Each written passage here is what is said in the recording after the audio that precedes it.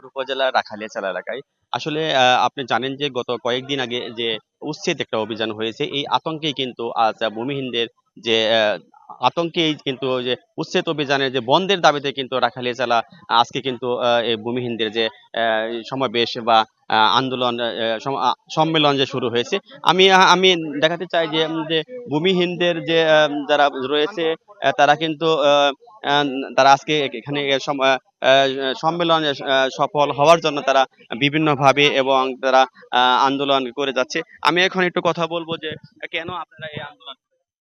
এই আন্দোলনটা আমরা করতেছি হলো যে আমরা সরকারের ট্যাক্স দেই, বিদ্যুৎ বিল দেই, আমরা সরকারের নিয়ম মেনে আজকে প্রায় ৪৫ থেকে ৫০ বছর যাবত আমাদের বাপ দাদারা বসবাস করে আসতেছে। আমাদের জায়গা জমি নাই থাকার মতো ভূমিহীনদের। সেই ভূমিহীনরা ২-৩ ডিসিমল ৫ ডিসিমল জায়গা নিয়ে বসবাস করতেছে আজকে ৪৫ থেকে ৫০ বছর। তো আমাদের যে হুমকি দেয় মাঝে মাঝে যে আমাদের বাড়িঘর উচ্ছেদ করে দেওয়া হবে। তা আমাদের দাবি হলো আমরা সরকারি নিয়ম কানুন মেনে আমরা এই জায়গায় বসবাস করতেছি ৫০ বছর যাবত।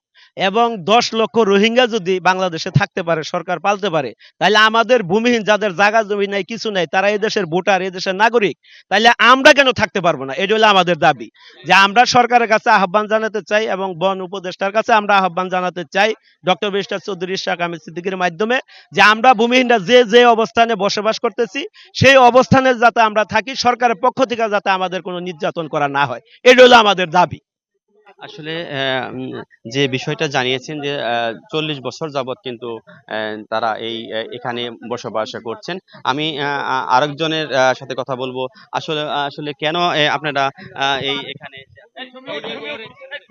আজকে বিগত ঈদের আগের দিন সিনাবহ বাজার, যে বাজারটি 50 বছর ধরে পরিচালিত হচ্ছে, সেই বাজারটি ভেঙে দিয়েছে। আজকে আমাদের ভিতরে আতঙ্ক সৃষ্টি হয়েছে যে আমাদের এলাকা রাখালিয়াচালা এবং আন্দরমানিক ভেঙে দেওয়া হবে। এর জন্য আজকের আমাদের এই আজকে সংবাদ সম্মেলন এবং মানববন্ধন।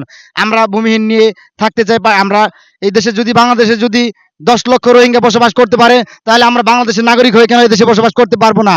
এই দাবি এবং এই আহ্বান জানিয়ে আমি উপদেষ্টাকে জানিয়ে আমার বক্তব্য শেষ করছি। আসসালামু আলাইকুম। আসলে যে বিষয়টি আজকে যে ভূমিহীনদের যে আন্দোলন যারা এই সকাল থেকে কিন্তু শুরু করেছেন যাতে করে এই উচ্ছেদ অভিযান বন্ধ হয় তার দাবিতেই কিন্তু আজকে এই ভূমিহীনদের আন্দোলন শুরু করেছেন। আমি যদি আরেকজন ভূমিহীনদের সাথে কথা বলবো। তারা আসলে এখানে কেন আপনারা এখানে আসছেন? এখানে আসছি স্যার, আমাদের মনে করেন যে ভূমিহীন জায়গা থাকি, আমাদের বাড়ি ঘর ভেঙে দিব, এর জন্য এখানে একটা মিটিং ডাকা হয়েছে, সেই জন্য আমরা এখানে আসছি। তাহলে আমাদের যদি এখান থেকে উঠাইয়া দেয় স্যার, আমরা কোথায় যা দাঁড়াবো? আমাদের তো বাড়ি ঘর নাই, আমরা এখানে গরিব মানুষ হয়ে আমরা এখানে ভূমিহীন জায়গায় বাড়ি করেছি। তাইলে যদি এই আতঙ্ক যদি আমার ভিতরে থাকে, তাহলে আমরা কোথায় যাই বলেন তো? আমার তো থাকার মতো কোনো জায়গাই নেই, আমরা এখানে কষ্ট করে জায়গা করে বাড়ি ঘর করেছি। যদি আমাদের উঠাইয়া দেয়, আমরা কোথায় যাবো? আমরা এর জন্য এখানে এই সম্মেলনে আসছি। আসলে তাদের যে দাবিটা হলো যে তারা ভূমিহীন, তারা অনেকদিন যাবৎ কিন্তু এই বনভূমিতে এই জমিতেই তারা বসবাস করে আসছে। আজকে কিন্তু যে আতঙ্ক ছড়াচ্ছে যে তাদের উচ্ছেদ করা হবে, এই কারণে কিন্তু যে সকাল থেকে যে ভূমিহীনদের যে আন্দোলন, তারা সম্মেলন শুরু করেছে। এই ছিল গাজীপুরের কালিয়াকৈর থেকে সর্বশেষ বনভূমির যে উচ্ছেদ আতঙ্কের সর্বশেষ পরিস্থিতি।